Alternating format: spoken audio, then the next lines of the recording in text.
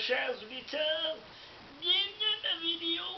Je suis en robe de chambre. Ben, aujourd'hui, on va parler un peu des transactions qui vont se passer dans la Ligue nationale de hockey. On va parler de ce que Marc Bergevin risque d'échanger comme joueur. Qui penseriez-vous que Marc Bergevin va échanger? Qui vont quitter?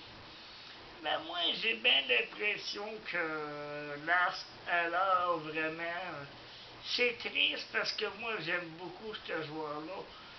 Mais j'ai l'impression que alors va réellement quitter.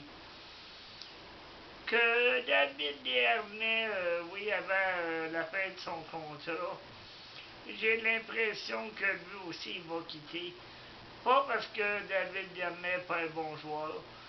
Moi, je trouve que David Desharnais, il est simplement trop petit pour gagner ses batailles à un contre un sur le bord de la bande. Donc, c'est difficile d'aller récupérer les rondelles lorsque tu mesures 5 et 11 et puis qu'un joueur qui mesure 6 et 9 comme Chara. Donc, oui, j'ai l'impression que David Desharnais pourrait quitter. Et puis, j'ai l'impression que notre ami Smith Pelly, lui aussi, j'ai l'impression que réellement, lui, Marc Bergevin en a plein son casse, que réellement ce joueur-là va quitter. Ça, c'est sûr et certain que Smith Pelly, vous pouvez oublier ça. Et puis, des défenseurs, il pourrait avoir Markov qui partirait, Alexis Emeline. Donc, on peut voir que Marc Bergevin est quand même assez sérieux lorsqu'il parle de se débarrasser quand même de Andrei Markov, un pilier à la défensive. Donc, on peut voir que Marc Bergevin veut vraiment avoir un vent de jeunesse pour l'an prochain. Donc, ça risque fortement de bouger à la date limite des transactions pour le Canadien de Montréal.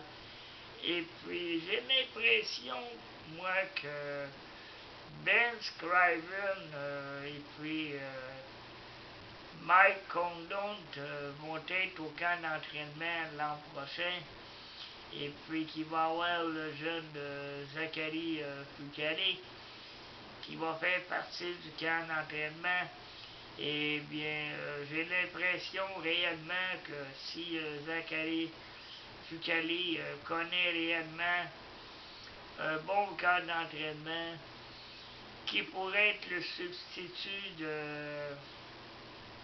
Carey Price, et puis on pourrait garder Mike Condon comme troisième gardien, parce que quand même, Mike Condon,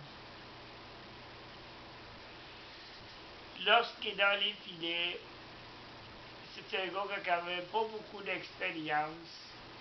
Puis quand même, il s'implique quand même. Donc moi, je pense qu'on devrait le garder comme troisième gardien. Parce que quand même, hier, il a joué quand même une très bonne partie. Donc, ma vidéo se termine là-dessus. La date limite des transactions, vous pouvez être sûr que Marc Bergevin va être à l'heure. Merci beaucoup et passez une bonne soirée en compagnie de votre ami.